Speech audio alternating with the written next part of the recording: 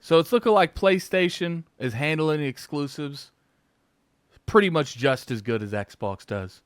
What's going on, you guys? Gaming Addict here, coming at you with another video. Today we're going to be talking about PlayStation and how they handle exclusives. For those of you that's living under a rock, I'm sure you have noticed, I have been very vocal on how Xbox has been handling exclusives. I've been very, very loud in that matter because I do think that in terms of exclusives with a centered hardware ecosystem such as the PlayStation or up until recently Xbox, those exclusives aren't the most important thing because we see third parties sell better, but they help identify a console. They help drive people to that platform so they can pick up the third party stuff. I don't think it's a coincidence that since Microsoft has completely went away from exclusives, the sales on the console has went down and down because a lot of people no longer see the value in the console. And word of mouth spreads really fast. I think people forget that.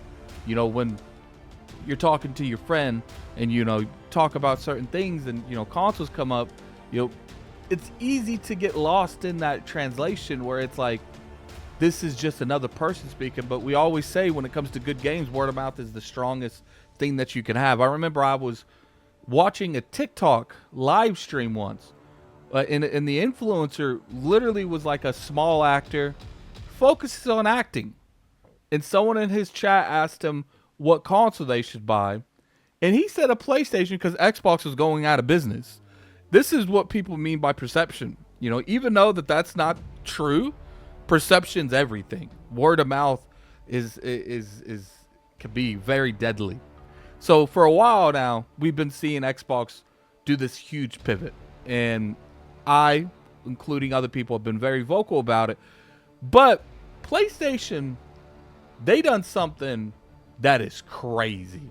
What am I talking about? PlayStation is releasing not one, but two games. Not only are they off their IPs, off the properties that PlayStation and Sony owns, not only are they them, but they're also not coming to PlayStation, which is baffling. Let's talk about the first one.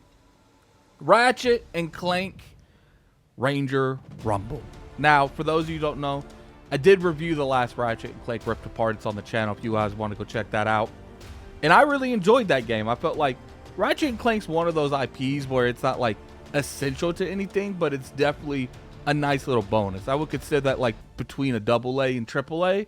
It's a really good game, really high quality, but I wouldn't say it's like massive to the IP itself. I would consider Ratchet and Clank a mascot for PlayStation though, but as far as like being a big seller, probably not. So when it comes to this, you know, we've been wondering where another Ratchet and Clank's gonna be. Ratchet and Clank Rift Apart came out a while ago, so we would be thinking at this point, where is the next one? You know, Ratchet and Clank Rift Apart looks like it came out in, I don't even know at the moment, but it came out a while ago. Ratchet and Clank Rift Apart was a lifetime ago, it feels like. So people have been like wondering, where is this next Ratchet and Clank? When are we finally going to get another Ratchet and Clank? Well, we did, and it's not coming to PlayStation. It's wild that a Ratchet and Clank IP game is not coming to PlayStation. And I get it. Look, it looks like it's going to be more focused towards mobile, and that's perfectly fine. I think we can all admit and all agree that no one really wants to play mobile that's watching this video. I think most of us, you know, prefer something native or even streaming to that matter before mobile. Now, I'm not saying there's not a massive mobile market for this. I'm sure there's a lot of people that's going to want to play this. But it's interesting that they have chose only mobile to do this because it does look like some type of games as a service thing. Now, I don't know whether or not this is going to do well on mobile, but to me, it's like, why didn't you at least post this on PlayStation as well? You know, you could do the mobile, you could do any other thing that you decide to do, but why isn't this game coming out on PlayStation? I got my own conspiracy theory, tinfoil hat that we're going to talk about here in a minute, but it's not a good look, man. It's not a good look because it's one thing to start putting your stuff on other platforms. It's another thing to not put it on your platform. And look, Xbox has done this to a degree in the past with, like, you know, I think they remedied it by now. They put a lot of those PC only games on Xbox, and I was very vocal back then. It's okay to go to PC, but if that game is able to work on Xbox, you need to be on Xbox as well. And I was very vocal about that. But besides that, Microsoft ain't really done this. Not like this. Besides, even Spartan Assault or whatever that off twin stick shooter game was, that game was still on Xbox, and that was an old game. So it's kind of interesting how they're handling Ratchet and Clank, which, like I said, it's not a massive IP in terms of prices or sales, but I would say this is a very historical IP that Ratchet and Clank is just it's a family name, man. It's a console name. A lot of people know Ratchet and Clank. Second game we're going to talk about, Horizon Still Frontiers. So looks like it's another type of games as a service where you're going to go and, you know, take down these machines with your friends. Kind of look at like a Monster Hunter. Monster Hunter, but it's going to be like mechs and stuff. And I actually feel like out of everything, this makes perfect sense. I really do. I think out of everything, this makes perfect sense because this game screams games as a service where you're with your friends, you're attacking some kind of machine. This screams that. But it's developed by NCSoft. This game is also not coming to PlayStation. And it's looking like it's coming to mobile, but it's also coming to PC on like a weird browser or something like that, or some type of new launcher. I saw someone say it was called Purple or something like that. So it's not even coming to Steam. And keep in mind how much money PlayStation has wasted in the games as a service aspect, because it's a lot. They canceled the Spider-Man game. They canceled, they canceled Last of Us Factions. They canceled a variety of games. Concord came out and got canceled. Concord, let me repeat that. Concord came out, everyone got refunded, and it got canceled. That is wild. And keep in mind, that's just one game.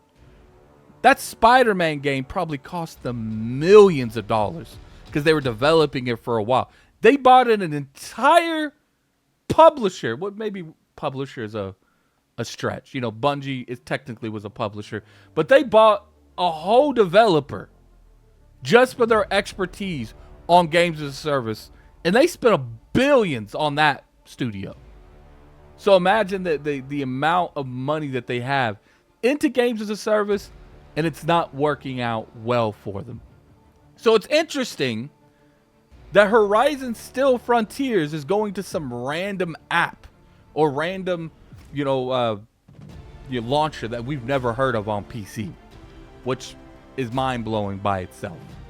Ratchet and Clank is one thing, and I do think in terms of like branding, Ratchet and Clank is probably recognized more by older gamers, but Horizon is their golden goose here recently. The past couple years, they have redone Horizon in every fashion you could think of, to the point where I'm losing track on where Horizon one project ends and Horizon the next project begins, because there's rumors that there's a co-op one, rumors that there's an MMO one, which obviously is this one. Then we got the next Horizon one, and then we're talking about a TV show, then maybe a movie. I don't know, maybe the TV show is the movie. But you guys get my point. The fact is, Horizon means a lot to PlayStation. Means a lot to Sony. And the fact that this game is coming out to mobile and it's coming out to PC on a random launcher, but it's not coming out to PlayStation. I'm going to be real with you. If I was PlayStation fans and I enjoyed the Horizon franchise, I would feel away.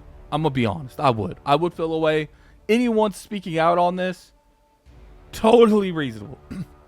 I think you guys should definitely speak out on this, because there is zero reason, even if Ratchet and Clank and Horizon Still Frontiers was a game that you're going to be focusing more on a different market, there's zero reason why you shouldn't put that on your own platform. Like, PlayStation is developing, paying for games, paying for marketing, and telling you to go play it somewhere else. I remember that happened with Xbox with Starfield. Starfield literally came out and said you don't need a console to play this. They were very, very vocal about that. And I think it's something to look into. Now, as far as like, why are these games, when it comes to like the PC direction and like Horizon Still Frontiers, I don't know, for some reason I feel like them not putting that Horizon Still Frontiers on Steam screams something. You know, we know that the Steam machine is being developed. I'm actually going to make more of an in-depth video on my opinions on the Steam machine.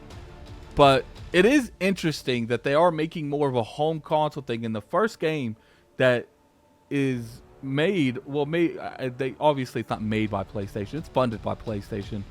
That comes out isn't on PlayStation, but it's on Steam. It's on PC, and it's a random app that a lot of people haven't heard of. So it kind of makes me think that these rumors that we're hearing about PlayStation having their own app, their own launcher, might be true. Maybe this purple app, I don't know anything about it, but maybe either this is the actual launcher that they're going to be making, and maybe they'll rebrand it later, or they're putting it on here to put it on their actual app later, their launcher, because it makes zero sense why this is going down. You know, the PlayStation 5 thing is one thing, not being on PlayStation 5, but if you are doing that to your audience on PlayStation 5, why not release this on Steam, the biggest launcher on PC, unless there's another motive for that, which is a very interesting concept. I'm very curious your guys' opinion in the comment section. Like, look, PlayStation and Xbox are doing some crazy things with their brand here lately. I actually think this is atrocious, because Xbox does a lot of stupid stuff, but very rarely do I see them even remotely thinking about cutting a game out of their actual hardware ecosystem. Like I said, I've had issues in the past where they've put a game on, you know, on Xbox, on PC and not Xbox, and they usually do remedy that, and I don't think we should have had to wait for those games. But those games did come eventually, so I guess you can use that same mindset. But PlayStation ain't never done this, so it's kind of interesting how they're handling this. But hey, put in the comment section below what you guys feel. I'm very curious your guys' opinion on this. If you guys enjoyed this video, hit that like button. It's always appreciated. You can always sub to the channel. We make weekly content over here. We do reviews, we do news, we do top 10s. We just talk about anything that, you know, is relatively interesting in the industry. I do got some other, you know, things that I want to do in terms of videos. You'll probably see that next month. But wait, put in the comment section below. I'm very curious. Until next time, this is Gaming Addict. I'm out of here. Peace.